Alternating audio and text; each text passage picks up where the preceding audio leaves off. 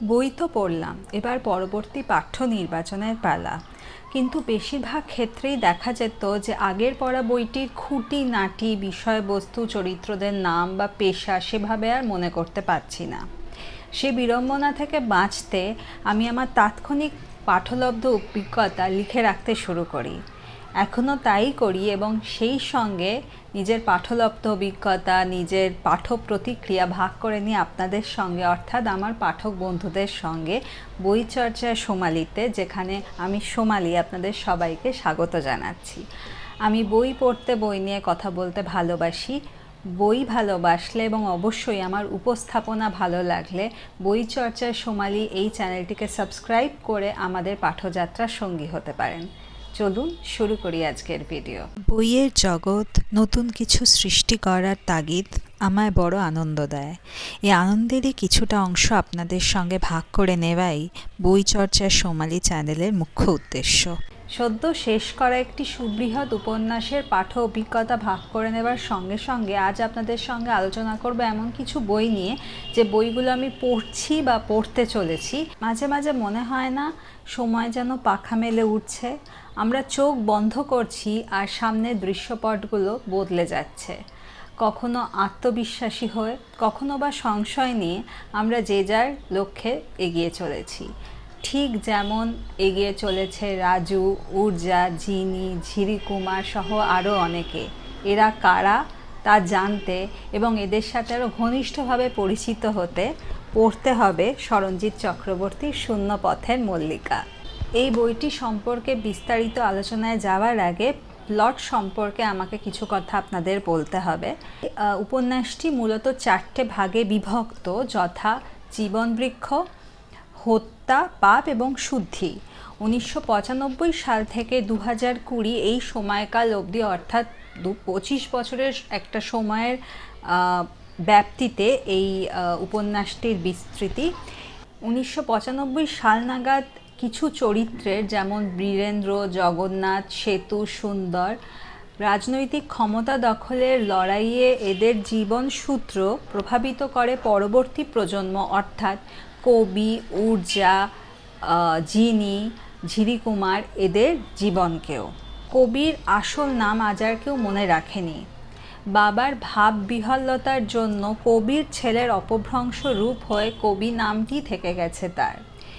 গ্রামের সাদাসিধে ছেলে কবির একজন রাজনৈতিক ব্যক্তিত্বের ছায়াসঙ্গী হয়ে ওঠার এ যে যাত্রাপথ, এ যাত্রায় সে কি নিজের সত্তাকে নিষ্কলুষ রাখতে পেরেছিল? ঊর্জা বৈভবের মধ্যে বড় হয়েছে, কিন্তু অতি সাধারণ একটি জীবন তার কাম্য। মরুভূমি সদৃশ্য রাজুর জীবনে ঊর্জাই একমাত্র ওয়েসিস। রাজু ঊর্জার স্বপ্ন কি সত্যি হয় না তার আগেই ভেঙে যায়। ছোট্ট একটি মেয়ে ছুটি, তাকে বাঁচানোর লালুর যে তাগিদ, নিজের বোনের জীবন গুছিয়ে দেওয়ার বিন্দির যে প্রচেষ্টা, সেগুলো কি পূর্ণ রূপ পায়? তা জানতে শূন্যপথের মল্লিকা এই উপন্যাসটি আদ্যোপান্ত পড়ে ফেলতে হবে।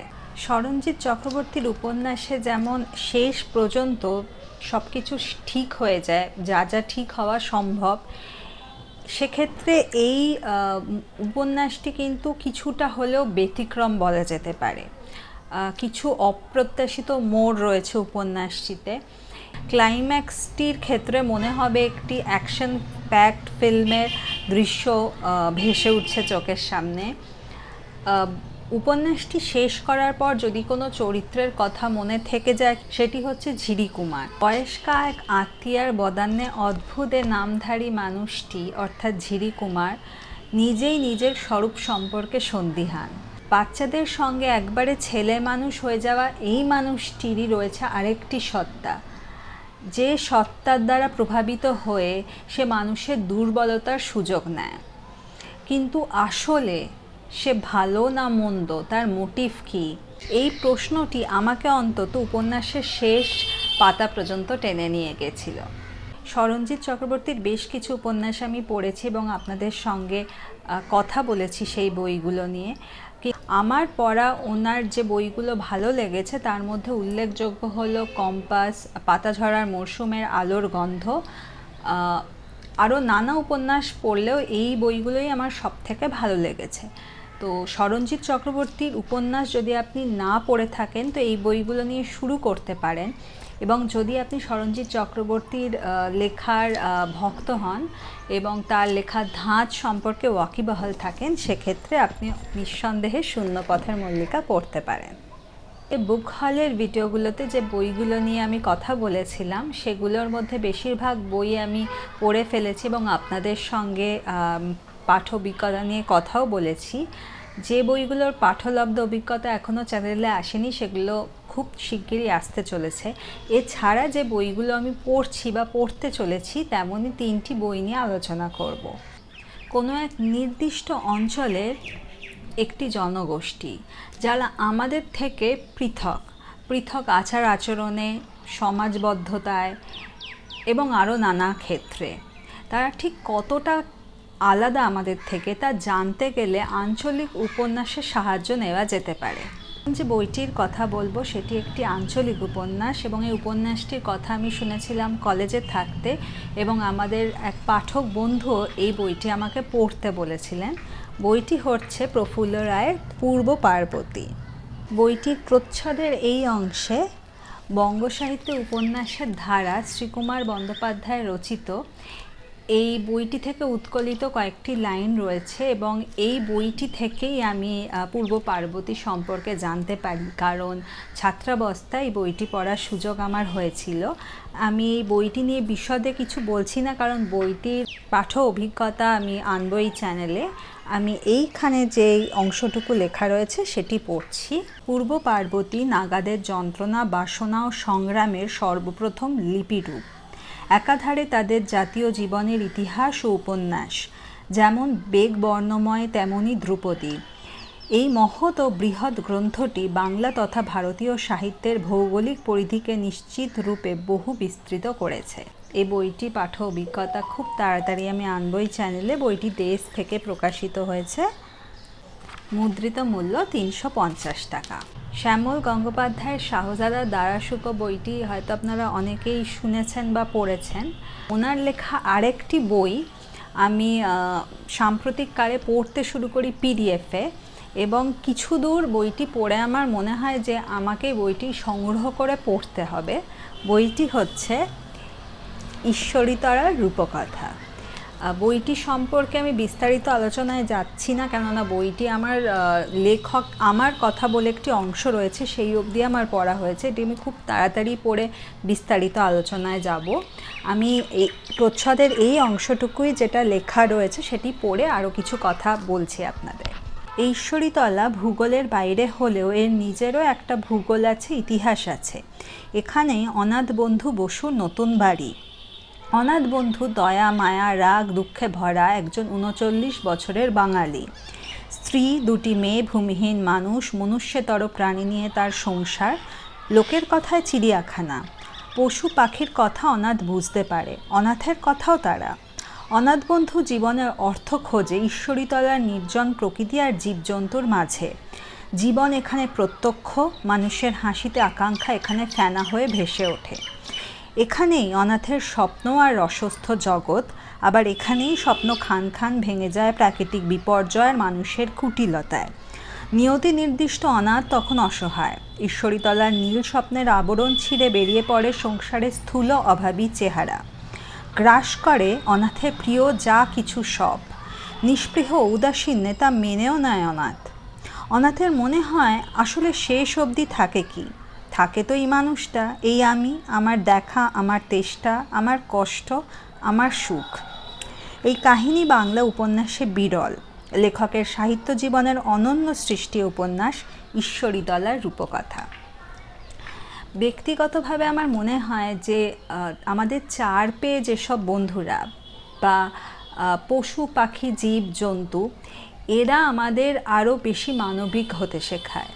এদের থেকে স্পর্শ কাতরতা, প্রতি মুহূর্তে বাঁচতে শেখার যে শিক্ষা, সেটা এদের থেকে বেশি আর কেউ দিতে পারে বলে আমার মনে হয় না। এই কারণেই এই আঙ্গিকটাই এই বইটির প্রতি আমাকে বেশি আকৃষ্ট করেছিল। যদিও এই মনুষ্যতর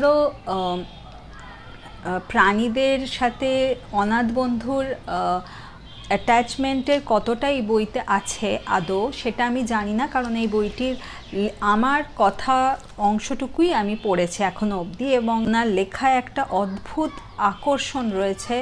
সহজ কথা সহজভাবে বলার যে ভঙ্গি ওনার, তাতে যে কোনো পাঠক ওনার লেখার প্রতি আকৃষ্ট হতে বাধ্য। তো এই বইটি প্রকাশিত হয়েছে দেশ থেকে এবং মুদ্রিত মূল্য 300 টাকা। ঐতিহাসিক উপন্যাস বা হিস্টোরিক্যাল ফিকশন জাতীয় উপন্যাস পড়তে আমার খুব ভালো লাগে, কারণ আমার মনে হয় যে ইতিহাসের প্রায় ধূসর কোনো ঘটনাকে কল্পনার রং দিয়ে আরও স্পষ্টতর করে তোলার যে প্রয়াস লেখকের, তা এক ম্যাজিকের সৃষ্টি করে এবং যা শুধুমাত্র পাঠকের পক্ষে বোঝা সম্ভব। তো শরদিন্দু বন্দ্যোপাধ্যায়, প্রবীর কুমার গোস্বামী, যিনি শ্রী পারাবত নামে অধিক পরিচিত, তাঁদের, নারায়ণ সান্যালের কিছু উপন্যাস আমি পড়েছি, আর অনেক অনেক উপন্যাস আমার পড়া নেই। যেমন হিমাদ্রি কিশোর দাশগুপ্তের আমার কোনো উপন্যাস পড়া নেই, এবার ওনার ঐতিহাসিক বা হিস্টোরিক্যাল ফিকশন জাতীয় উপন্যাস আমার অনেক দিন ধরে পড়ার ইচ্ছে। সেই কারণেই আমি বইটি কিনেছি, সোমনাথ সুন্দরী। এটি সুন্দরী সিরিজের অন্তর্গত একটি উপন্যাস। এই সুন্দরী সিরিজে খাজুরাহ সুন্দরী, বন্দর সুন্দরী এবং তারপর এই সোমনাথ সুন্দরী, যদিও এর আগের দুটো উপন্যাস আমার পড়া নেই। এই বইটি পড়া হয়ে গেলে আমি ওই দুটি বইও নিশ্চয়ই পড়ব এবং পাঠ অভিজ্ঞতা আপনাদের সঙ্গে ভাগ করব। প্রচ্ছদের এই অংশটুকু আমি পড়ছি। সোমনাথ প্রভাস ক্ষেত্রে উর্মিমালা বিদ্ধৌত সমুদ্র তটে অবস্থিত সুপ্রাচীন মন্দির। দেবাদিদেব মহাদেব এখানে পূজিত হন সোমনাথ নামে, অলৌকিক জীবন্ত বিগ্রহ। কথিত আছে ভগবান শ্রীকৃষ্ণ তার বহুমূল্য সামন্তক মণি দান করেছিলেন সোমেশ্বর মহাদেবের শ্রীচরণে। মন্দিরের কোষাগার পূর্ণ ভক্তদের রত্ন ও অর্থে। শুধু মণিমাণিক্য নয়, পুণ্যলাভের আশায় মন্দিরে দান করা হয় নারীদেরও, তারা দেবদাসী। তেমনই এক রাজকন্যা, তার সঙ্গে এক মন্দিরবাসী ভাগ্যহত যুবকের গোপন গভীর প্রেম ঘনীভূত হয়। শুরু হয় এক বিচিত্র প্রেম কাহিনী। তো এই বইটি পত্রভারতী থেকে প্রকাশিত এবং এর মুদ্রিত মূল্য 395 টাকা। এই বইগুলোর পাঠ্য অভিজ্ঞতা আরও নানা বইয়ের পাঠ্য অভিজ্ঞতার সঙ্গে আসতে চলেছে বই চর্চার সোমালি চ্যানেলে, তাই চ্যানেলটিকে সাবস্ক্রাইব না করা থাকলে চ্যানেলটিকে সাবস্ক্রাইব করে নিতে পারেন এবং আজকের ভিডিও ভালো লাগলে ভিডিওটি লাইক করতে পারেন। পরবর্তী ভিডিওতে দেখা হবে, ততদিন ভালো থাকবেন।